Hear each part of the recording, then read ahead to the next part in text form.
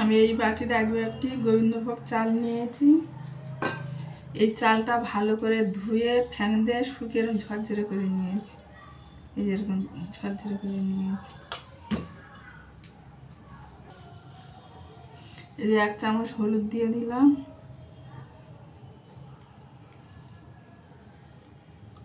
এই যে 1 চামচ ঘি দিয়ে দিলাম।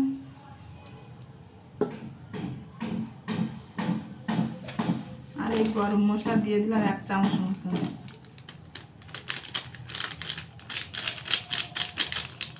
এই যে 1 চামচ মতন আমি এতেই রেখে দিয়েছিলাম, যেটা আমি ভালো করে মাখিয়ে নেব।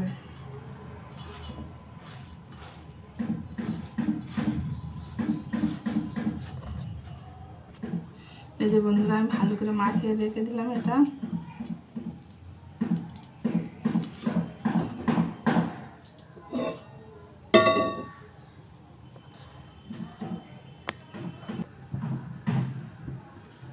বন্ধুরা আমি কড়াটা বসিয়ে দিয়েছি আর এই 1 চামচ ঘি আমি দিয়ে নিলাম।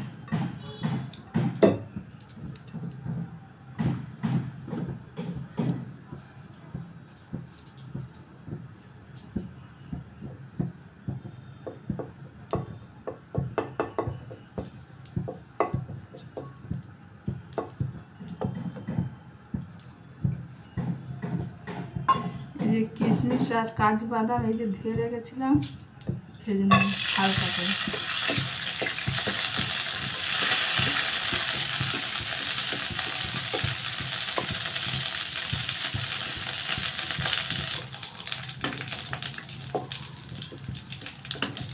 এই যে বন্ধুরা ভাজা হয়ে গেছে, আমি এগুলো সব তুলে নেব।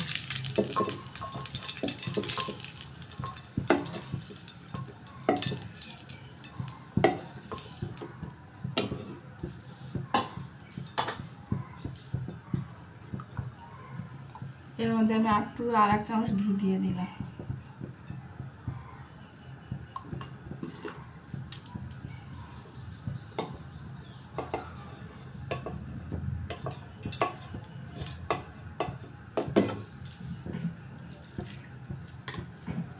এই যে দারচিনি, লবঙ্গ, এলাচ আমি দিয়ে দিলাম।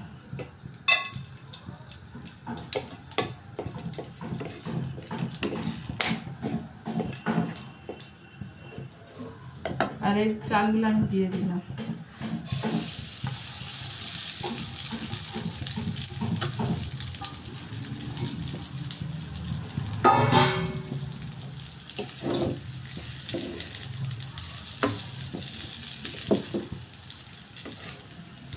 হালকা করে একটু ভেজে নেবো, নিয়ে তারপর জল দেবো।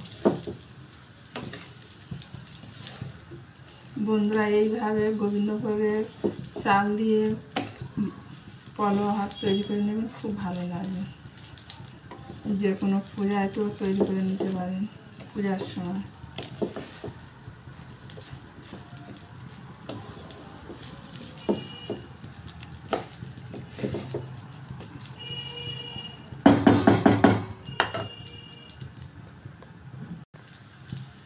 বন্ধুরা আমরা হালকা করে ভাজা হয়ে গেছে।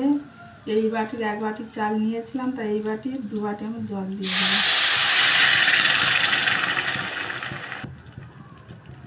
দিয়ে আর 1 বাটি জল দিয়ে দিলাম।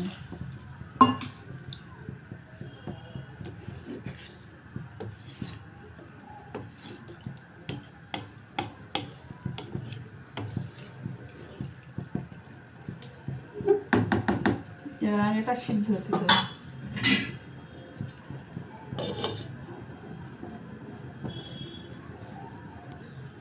বন্ধুরা আদাটা দিয়েছিলাম, কিন্তু আপনাদের দেখানো হয়নি ওটা, কিন্তু আদাটা আমি এর মধ্যে দিয়েছিলাম।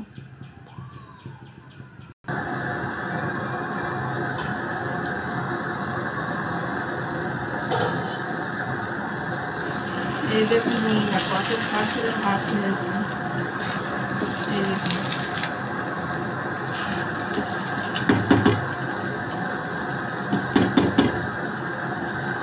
আর পরিমাণ মতন আমি লবণ দিয়ে দিই, পরিমাণ মতন আমি চিনি দিয়ে দেবো।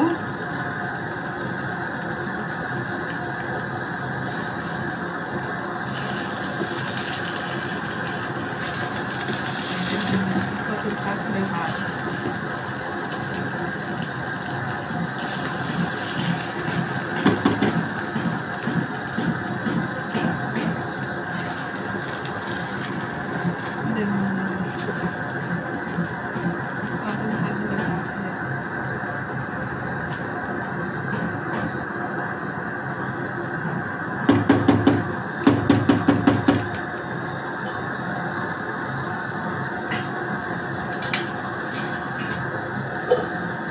এই উপর থেকে কিশমিশ আর কাজু কাজু আমি ছড়িয়ে দেবো।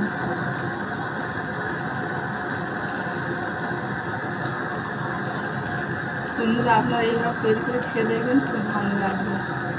আর এটা হয়ে গেছে, আমি নামিয়ে